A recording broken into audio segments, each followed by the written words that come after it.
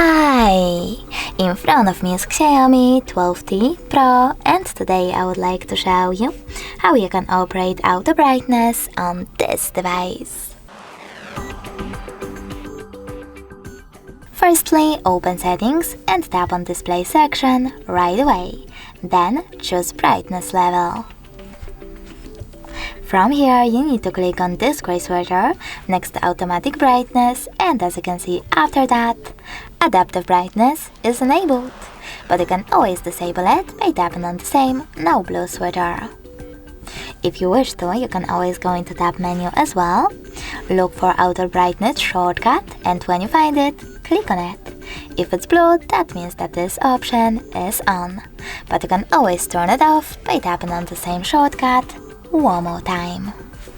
Thanks so much for watching. If you enjoyed this video, leave a like, comment and subscribe.